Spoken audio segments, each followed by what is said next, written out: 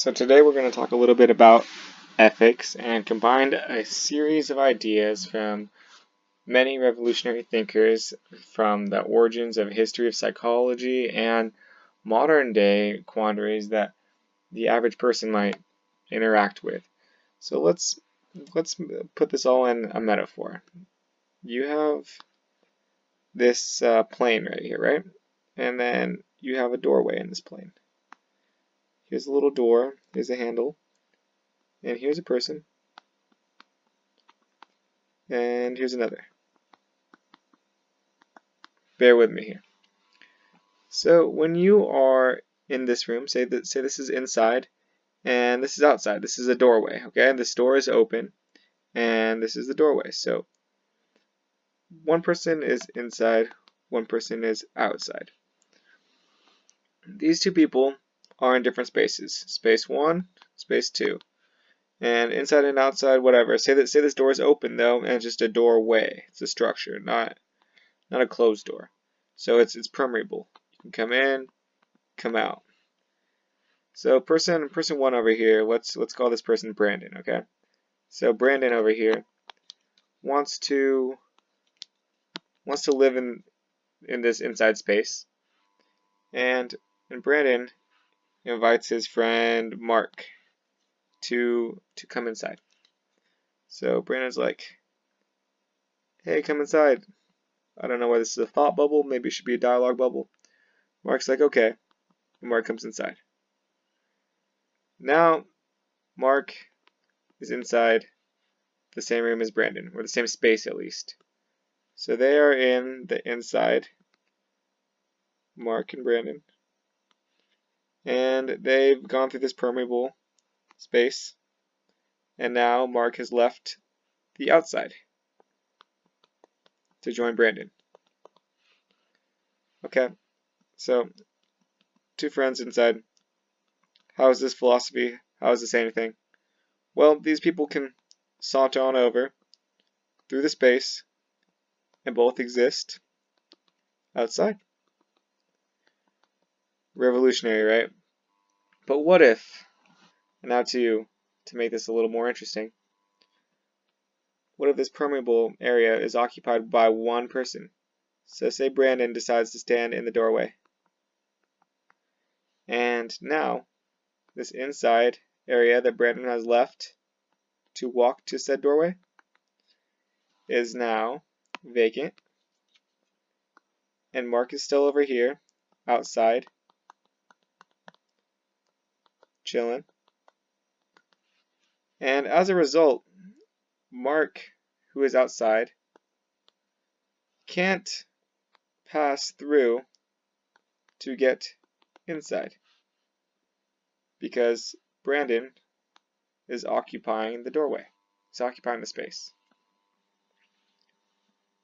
Since Brandon is occupying the space, I guess the only options would be if Mark wanted to get in this doorway, in this space, or inside, there would have to be some kind of communication going on. Mark would have to say, "Hey, can I stand in this space with you?" Or, "Hey, can I get inside?" Some kind of dialogue would have to happen in order for this to work.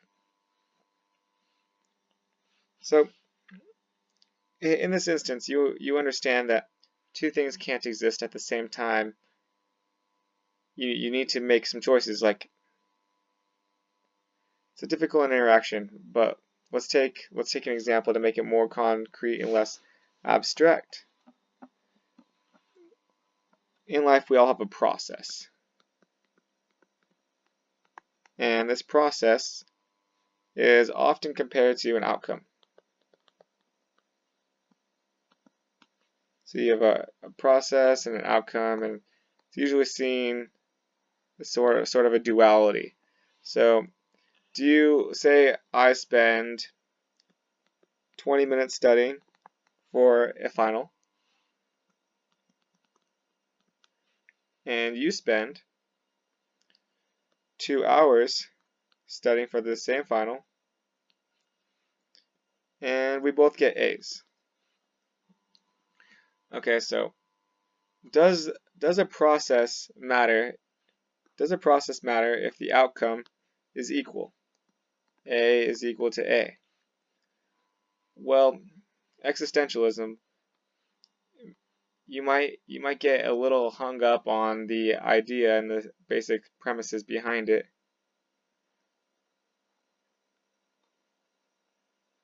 Because if nothing matters, then we are free to do kind of anything, and we might think that it's insignificant because at the end an outcome is just going to look the same. Therefore, whatever we do doesn't matter because the only thing that matters is an outcome. That's a little bit depressing, but it's also not the truth, because this existential idea, I don't even know if I spelled it right because I'm trying to speak and write at the same time. But had you not spent your 2 hours, you would not have gotten the same grade as me. Even though I spent 20 minutes, let's disregard that fact. You needed the 2 hours, and that's okay. And you may not have gotten that same outcome if you had not spent it. So if you're only looking at the outcome and ignoring the process, then you will miss out on some returns, such as good grades. So let's bring this back again to the process versus outcome debate.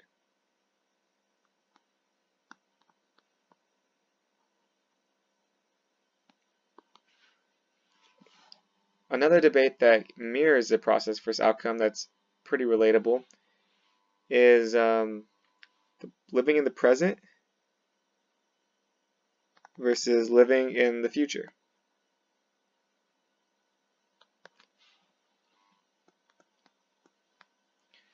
We all hear that we should be more mindful and appreciate the moment, live in the moment. It seems very desirable, right?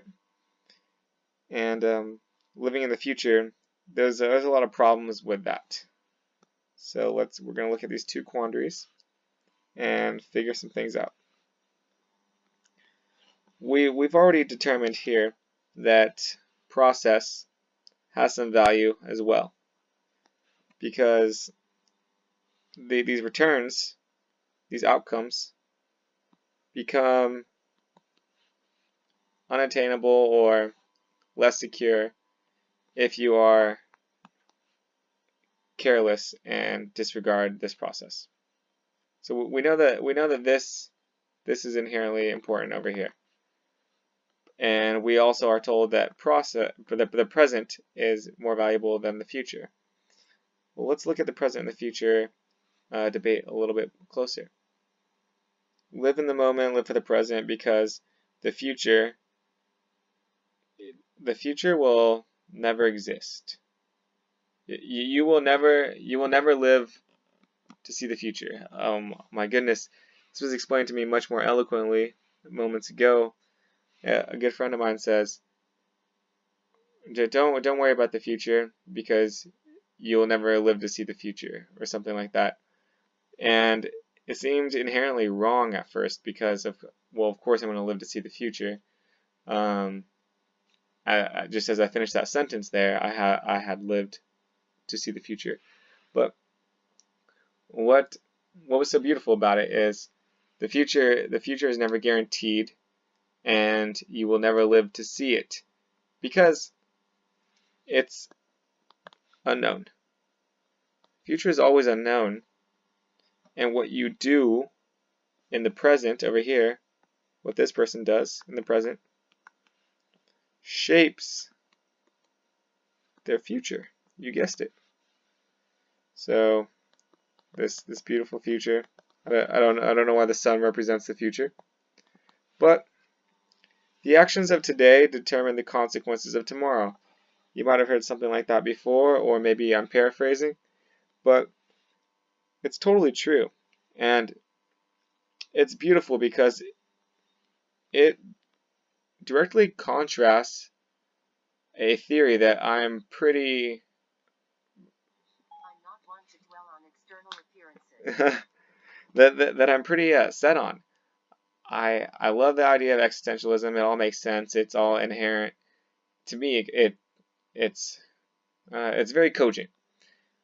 But then to say that the actions of today shape the consequences of tomorrow means that this whole existential idea of whatever you do doesn't matter in the grand scheme of the world because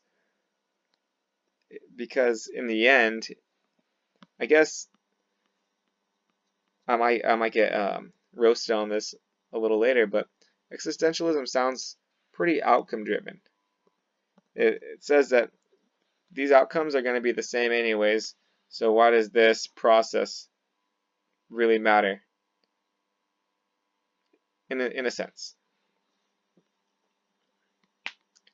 And the future is not guaranteed, so why get so hung up on the future? Because you might have heard the expression, a bird in the hand is worth two in the bush. So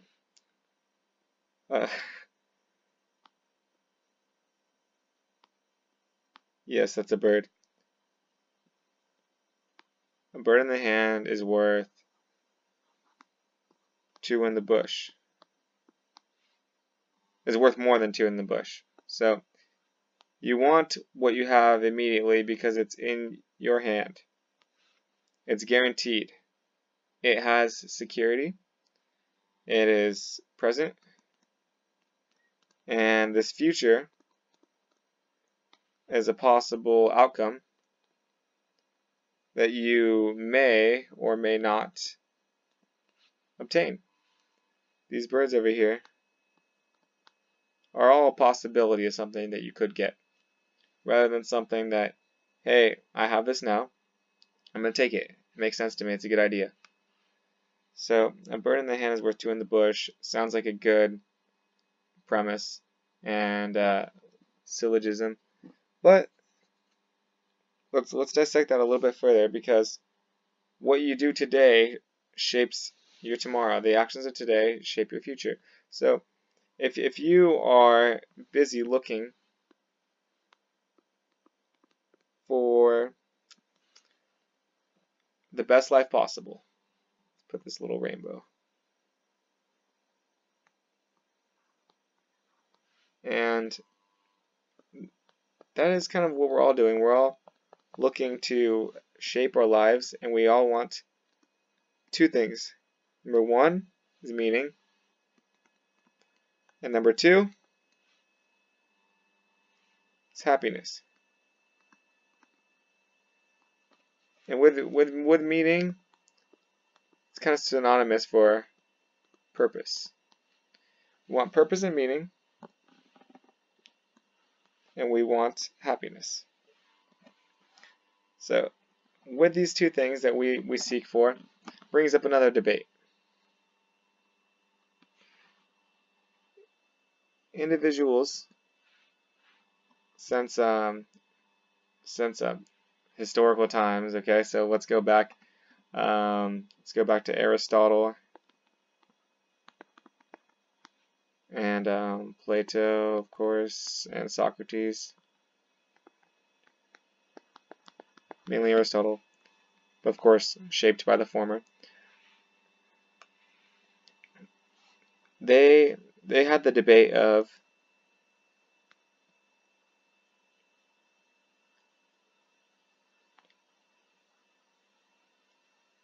eudaimonia versus hedonism.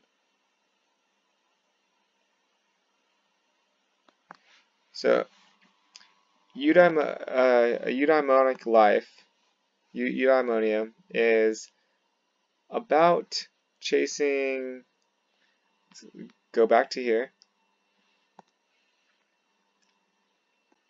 we'll call this equivalent to meaning and purpose. Why is eudaimonia equivalent to the search of meaning and purpose? Well, the process of eudaimonia is pretty much Life is going to be full of challenges. You're going to see those challenges as fulfilling, rewarding, important, and mainly part of the process. So we also talked about process versus outcome. Here's the outcome. Here's the missing link right here, process. So if you have a process and an outcome, the process would be sort of like the present over here. Process would be like the present. And all left column again. Presently, we want to have meaning and purpose. And we also want happiness. So why is that not included here? Why are we not talking about that yet? Well, it's because in order to if you look more closely, number 1 and number 2 have very strong ties. If you examine your own life, you might find that some of the things that you do for meaning or for purpose or for self-fulfillment give you some sort of happiness. Let's say you're helping out a coworker on a project. Suddenly you get happy from it. Why are you receiving happiness from helping someone else? Because maybe your job requires collaboration, and at your job you feel more efficient. You feel like you have more efficacy. Look, that's a cape. You're a superhero, and you just feel all around better once you're helping others. It's well known in psychology that if you want to get happiness, you give it. You get what you give, right? That's all the funny little expressions that you hear that come from nowhere. You might be able to even trace it back to psychological theory, which is kind of funny. A lot of it falls apart, of course, like the birds in the bush, but some of it holds true, and that's pretty cool. So hedonism, okay? So hedonic values. This whole talk is supposed to be on ethics, values, and there's one more thing that I wanted to cover. All synonyms: ethics, values, and just life paradigms. People don't do this so much anymore, but trying to grapple with old material and trying to apply it to present life could be, I mean, if they did it, why shouldn't we? So hedonism, we're looking at that, and we see that it falls into number 2, happiness. So let's get at that real quick. So happiness over here goes to hedonism down here.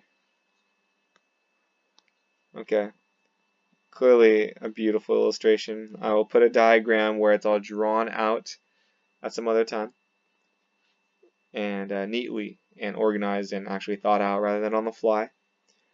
But hedonism is you're chasing happiness, so that's more fleeting. Okay, so unfortunately, we're going to say that happiness, it can be a fleeting state. So here's the happiness,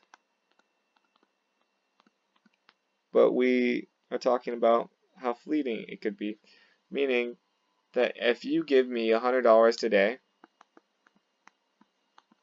I might be stoked because I can go out in the sunshine and maybe go buy a cheeseburger and maybe go, okay, that's, yeah.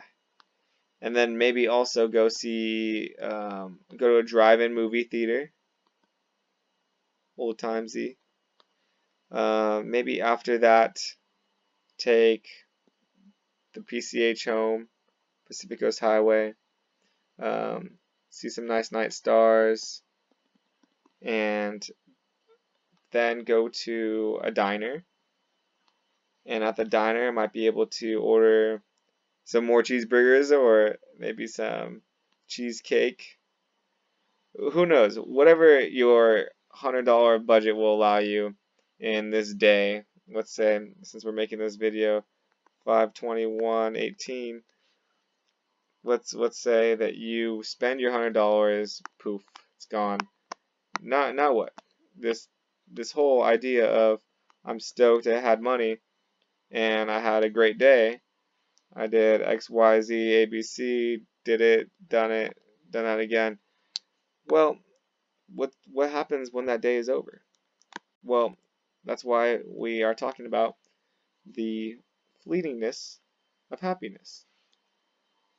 It's cool, but it gets you, what it does is, if you look at it, it's an outcome more so. Happiness can be seen as an outcome, like, hey, I had a great day. Outcome, I'm happy. But the process isn't valuable if you chase hedonic values, because you're building this idea of, I do this, it feels good, it makes sense, let's do it again. I do this, it feels good, it makes sense, let's do it again. And your process becomes flawed. Your hedonic value is, many people may say, hey, I'm a hedonist, or I'm an existentialist. But some of these might not be so hot as we continue talking.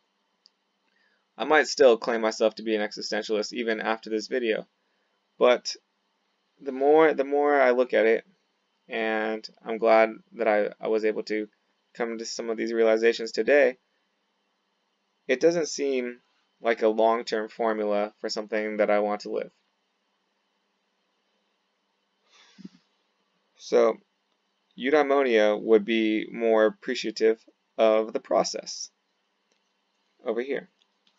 So why hedonic value we see may not bring us as much value as we want, because hedonic value is saying, hey, outcome, happiness, good, let's do it again, rinse and repeat. Which, remember, the debate is process versus outcome. So eudaimonia and eudaimonic values over here say that the process, the struggle of life is not a struggle, it's present. It's presentness. It's being able to roll with the punches and see that I have this moment now, I get to live in this space, and whatever that space is guaranteed, and the only thing guaranteed is that space, this now moment. And if I keep on living for the future, I mean, actually hedonism would live for the now also, even more so. Eudaimonia says, I have values, and with these values I make my present decisions. I follow a process, and I follow this process in my present always. I don't stray for what feels nice and immediate gratifications. Sure, there's some overlap, because eudaimonia doesn't mean fucking deny your body and mind and soul of things that feel good, because hedonism is greatest good or greatest pleasure like possible. You want to maximize your pleasure. Okay, that's the premise, and that's the underlying value of hedonism, is maximize your pleasure or your pursuit of pleasure. Whereas the value behind eudaimonia is iterative. When I say it's iterative, it means that the value in eudaimonia is from the process itself, rather than any outcomes you can expect to receive from the process, because any outcomes you can expect to receive don't exist anyways, because the only time we have is the here and now. And you will become something you don't know if you act in a way that is unknown. What we do today shapes our tomorrow. So if you're acting this way and it's got a big old X on it, but you're like, hey, I just did it this once because it felt nice and this is the way and I'll probably change tomorrow. Well, you don't even know if you have tomorrow. So you might as well lose that idea, because say you die in this moment right here, this next move, you were not really following your ironclad process of the good life. You strayed off your path, and for some reason, for some whatever reason it was, maybe you got lost. People do that. It's okay. It happens. But if you lose that thought, and just like me losing my thought now, you can get back to it. But just understand that there's going to be a balance between eudaimonia and hedonism. Yeah. I don't want to say hedonia. That's why you hear my reticent speech. Okay, so we're talking about process, outcome, present, future, and then eudaimonia versus hedonism. And now let's go all the way back to the door.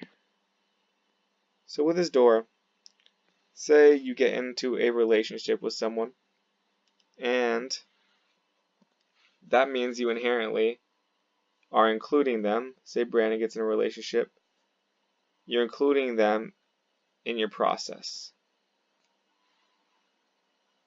And to include them in your process might be a big deal, because you need to become one with this other person. And that might sound flawed already, like you're your own person, why would you try to become one with someone else? Well, there are two variables when you have two people. The variable of this life and the variable of this life. And then everything up in these thoughts could be influenced not only by one thing now, but by two things when you engage in a relationship with someone. Because relationships don't, whenever you have two people, there should be two perspectives, two minds, two everything, right? Which makes things stickier, because when you involve someone else, it's less controllability for you, right? If you have your life, your goals, your plans, and you have this cloud up here of these life goal and plans, then you can control your variables to a very high degree.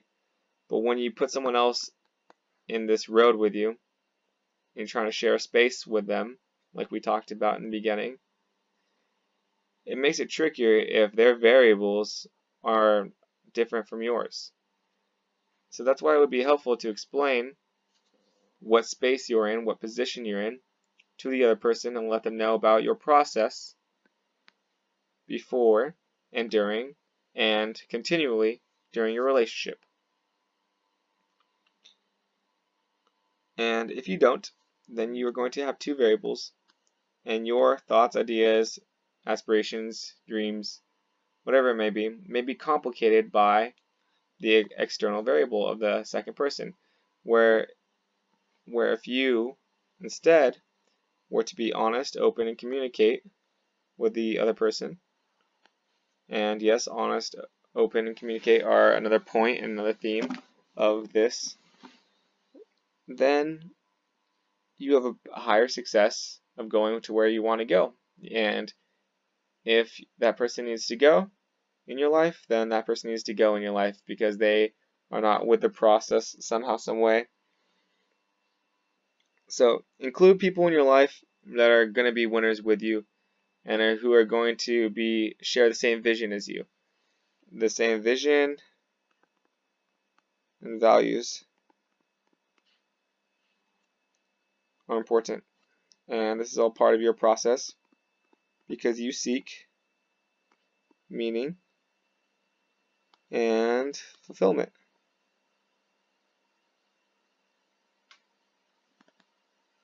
Okay? And like I said, happiness is in here too. You don't just deny yourself happiness, but doing things that are meaningful and fulfilling make you happy most of the time. And that's another debate for another time, because these two might sometimes contrast each other. Like famous celebrities, for instance, who have tons of meaning and fulfillment, they have like cult-like followings because they mean so much to so many people, and their work, their art is so inspiring.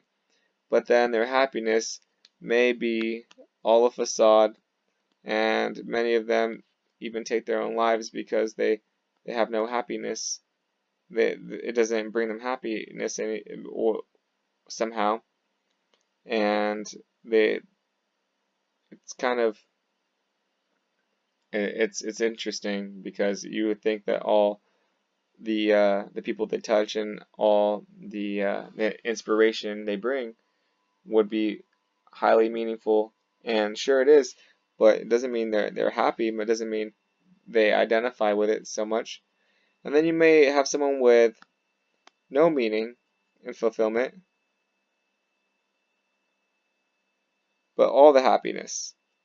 So maybe a vagrant or a vagabond, or less polite word, a bum, could have all the happiness because they have so much freedom.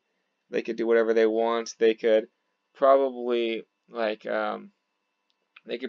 walk into a store and steal, or kind of they're boundless from society's rules in a sense, especially if they are repeatedly a problem, and maybe it costs more to get them in jail for something like a petty crime than it does to keep them out, and just a verbal warning, slap on the wrist, whatever. But they don't have to go to work. They don't have to pay rent. They don't have to pay bills. They don't have any responsibilities. We're just talking very generally. I'm not talking about the homeless all in one, but just a general example. So they could be happy because they could do whatever they want whenever they want, and that sounds like a pretty good recipe for happiness, right?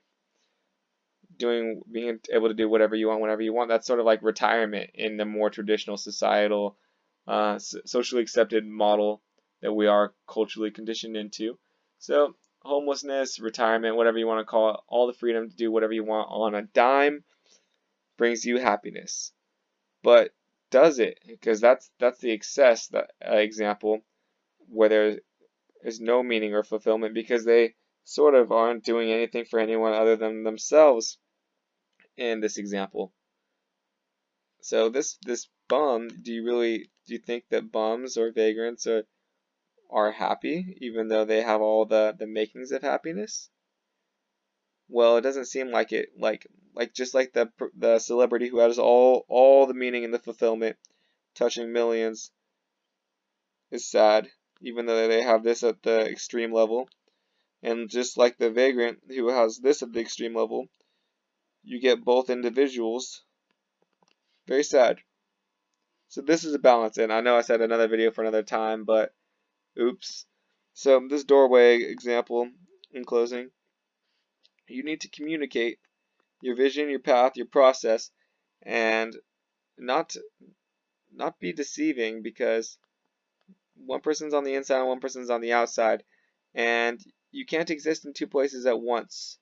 You can maybe appear to exist at two places at once, because look, I'm standing in the doorway now,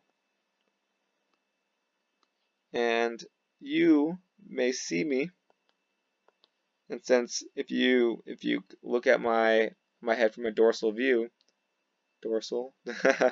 so from a dorsal view, you might understand that I'm in the same room as you, because that's just the way it appears through your visual field. But you don't see the back part of me. This back part of me is in this inside room. You think I'm out here with you. You think I'm outside because you see my eyes, you see my face, see my hands, you see my feet. It looks like I'm here with you. But if you did a little cut, you don't see the back of my head here, the back, my traps, glutes, hamstrings, You don't see all that existing over here. And when you are communicating with me and trying to bring me on your process and make sure we have the same variables and that we are going the same direction and we value the same things, and that I'm not a wildcard variable who can sort of distract you in your process. Well, when you're communicating to me and I'm over here trying to assuage or pacify you and say, no, no, my values are the same, it checks out, we're good, we're equal, we got this together, we're gonna win, we're doing this. It's sort of, it is a lie because I'm in two places. I have one foot in, one foot out, as they say. And that can be dangerous because my variable is actually like this, and your variable is like this. So they look the same in the front, but look, they have a subscript. So it's a facade, and I could, of course, step in and walk into the room momentarily and say, hey, look, we got this again, and then pull that stun again, jump to this, and now we're cool again, holding hands, and we got the same process and same values, and then it's all good. But then what if I am tempted to go back into the inside room because it's warmer in the inside room, and I know that you're in the outside room, so I get back into the doorway and march right on over. Now we're two different people, two different goals, two different rooms. That's fine. It really is. But that's how you need to examine relationships with anyone, whether it's a friend like Mark or romantic in your life, because you can't be in it and not in it. And a lot of people like to have their cake and eat it too. And if you are trying to do that, you just literally I forget who it was, Kant, Spinoza, Aristotle. Well, one of them, I think it might be the forms, not Aristotle's forms, but sort of like the marketplace and the cave. And okay, before I get distracted, the idols. You can't be in two places at once, which means that although I might tell you that everything is okay and we're on the same team, and say you get a little you get hot out here, right? Because it's sunny. So I give you a glass of water. And then let's say it turns to nightfall. And then you get cold, right? And then since I'm in the room, I've got blankets. I give you a blanket. So now, like, I'm giving you everything you need. I'm saying that, hey, I'm giving you everything you need, saying it. And sure, it looks like I am. And your complaints might be pretty low at this point because you see the half of me that's on the same team as you, but like we talked about, it's a deception. So this is guaranteed to eventually someone's going to check the math and see that it's not equal. And what you're doing is you're sabotaging your future by your acts of, you guessed it, today.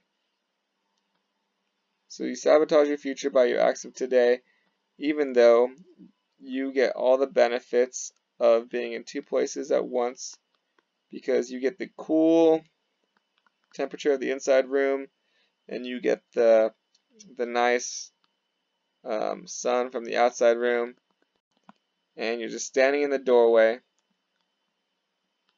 deceptively blocking any space for your friend or partner to join you or to join you in the other room. And you are being the selfish one, occupying both spaces and thinking you can just do that. Whereas this other person has no knowledge of you doing that. So what you're doing is you're taking their process along with you and screwing it over because of the deception. And we all have the process, and processes lead to outcomes. Today shapes tomorrow. So if today shapes tomorrow, then you're screwing over their tomorrow by deceiving their process.